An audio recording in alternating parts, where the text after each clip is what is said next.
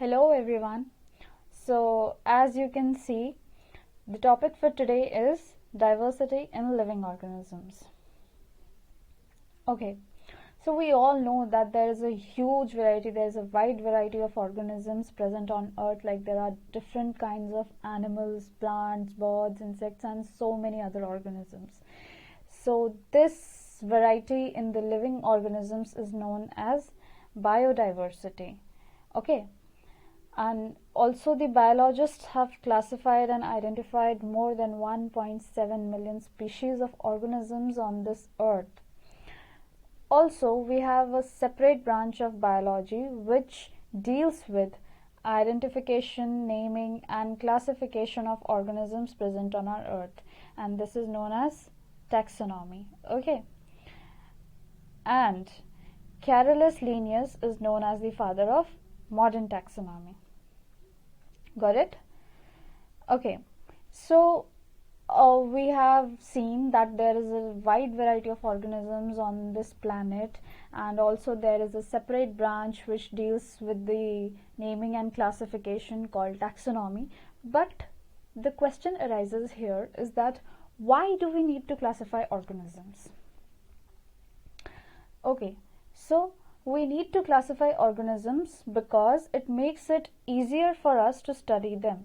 Okay, like there are different kinds of organisms, so if we classify them, it will be more easier, more convenient for us to study them and know about them. Okay, it also helps in the understanding of the evolution of the organisms, like the chronological order, like which came first, which were the primitive ones, which came later on. So the taxonomy helps in these things also. Okay, and also we can understand how the organisms are interrelated to each other. Okay, also we can learn about the habits and locations of organisms, like why they are found at particular places, what are their habits. So we are able to know about their distinct geographical locations. Okay, that is why it is important to classify organisms. Okay, yeah. Now the basis of classification. The scientists have divided the organisms into different kinds of organisms according to different criteria. Okay, let's see what are these criteria. Firstly, we have cellular organization. Okay, the organisms are classified into two types based on cellular organization. These are prokaryotic and eukaryotic. Okay, prokaryotic and eukaryotic means the organisms which have prokaryotic cells. Prokaryotic cells they do not have a definite nucleus. Okay, and eukaryotic cells, they have a definite nucleus. Okay, the next criteria is number of cells in the organism. Again, the organisms are divided into two categories, unicellular and multicellular. Unicellular organisms are single-celled organisms, and multicellular organisms are multi-celled organisms or more than one cell. The organisms which have more than one cell. Okay, and the third criteria is mode of nutrition. Okay, so on the basis of mode of nutrition, organisms are again further divided into two classes, autotrophs and heterotrophs. Okay, so autotrophs produce their own food, or they are able to synthesize their own food, and heterotrophs, they depend on other organisms for their food. Okay, yeah. Now let's see the classification done by different scientists. Okay, first of all, in 1758, Carolus Linnaeus classified all the organisms into two main categories, into two kingdoms. Okay, what were these? Plants and animals. Fine? Yeah. And then after Carolus Linnaeus, Robert Whittaker in 1959 classified the organisms into five major kingdoms. What were they? Monera, Protista, Fungi, Plantae and Animalia. Okay, again in 1977, Carl Weiss, he classified the organisms into 5 kingdoms, but there was a slight difference. He classified the kingdom Monera into further 2 categories, which was Archaea and Eubacteria. Okay. Okay, now let's see the order of classification. So the order of classification is, the first level is the kingdom, then the phylum or division, then class, then order, then family, then genus, then species. Okay, so as you can see in the diagram here, that as we go down the lower stratas, we see that the characteristics become general to specific. That is, the lowest stratas would have the most specific characteristics. Okay. So next is classification of organisms. So we have seen like on which criteria the organisms are classified. So here is a table which gives you a small gist or the summary of the 5 kingdom classification. Okay, so let's see. The characters are cell type, cell wall, nuclear membrane, body organization, and mode of nutrition.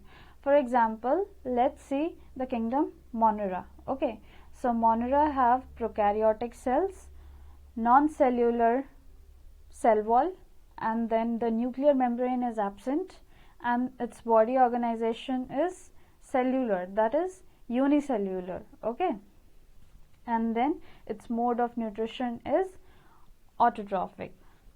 Similarly, there are other kingdoms too. Okay, yeah, now let's study these kingdoms in details. Firstly, it is kingdom Monera. Okay, the organisms, they do not have a defined nucleus or organelles. Okay, and they are unicellular, that is, they are prokaryotic and unicellular. Then cell walls are present in some organisms of this group, and they follow both autotrophic and heterotrophic mode of nutrition, and some examples are bacteria and blue-green algae. Okay, yeah. Now the next is kingdom Protista. They are unicellular eukaryotic organisms, and their locomotion is movement.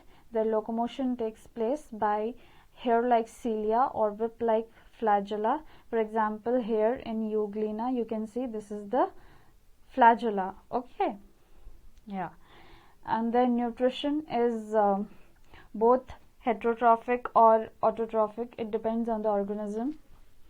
And the examples are algae and protozoans. So here is the pictures are of some organisms of kingdom Protista. Okay, yeah. Next is kingdom Fungi. This kingdom includes heterotrophic eukaryotic organisms. Their mode of nutrition is saprophytic, that is, they obtain their nutrition from the dead decaying matter. Also in kingdom Fungi we have one more thing, that is lichens. Okay, what happens is that the fungi sometimes form a mutual relationship with the algae. Okay, this is known as symbiotic relationship. The algal part provides the food, whereas the fungal part provides the minerals. Okay, so this is known as symbiotic relationship, and they are together called lichens. Okay, fine. Yeah, so some examples are mushrooms, molds, yeasts, etc. Next is kingdom Plantae. Okay, it includes multicellular organisms except the primitive alga, and they are eukaryotes. Cell wall, they have a cell wall which is made up of cellulose, and they also have large vacuoles in their plant cells which help them to store food in the form of starch. Okay, and of course obviously they are autotrophic. Yeah. Lastly, kingdom Animalia. They are multicellular eukaryotes with cell walls. without cell walls. They do not have cell walls, and their mode of nutrition is heterotrophic, and most of them are motile, like most of them can move, they can do movement, except few which are non-motile. And animals are arranged from simple to highly complex organisms. Like in this kingdom we can find from both primitive to higher organisms. Okay, yeah, yeah. So here we will see nomenclature of living organisms. Okay, what is nomenclature actually? The word nomenclature means naming. Okay, let's see why is nomenclature required. Okay, nomenclature helps to identify an organism with a standard name anywhere in the world. Like we know, there are like according to the locality there are local names of different organisms. Like different organisms have different names according to the localities. Okay, so they keep changing from place to place, but this nomenclature is required. If we this nomenclature helps to identify an organism with a standard name. Okay, this name is standard throughout the world. Okay, and this concept of binomial nomenclature was given by Carolus Linnaeus. Okay, why it is said binomial nomenclature? Binomial nomenclature because the name of the organism consists of two components. Okay, so let's see what are these components. Okay, conventions of binomial nomenclature. Firstly, we have the genus name starts with a capital letter. Okay, firstly we will write the genus name which will start with the capital letter. Next is the species name which starts with a small letter. Okay, so the species name should start with a small letter. The scientific name of an organism is written in italics while printing. Okay, while printing the scientific name should be written in italics, and the genus name and the species name should be underlined separately while writing. Like if not printed and if we are writing it by hand, then the genus name and the species name should be underlined separately. Okay, yeah, so got it? Fine. Here are some examples of the scientific name. Firstly is Leo. Leo is lion. Okay, so it is Panthera leo. Then human is Homo sapiens, and mango is Mangifera indica. Okay, so that's it for today. Thank you.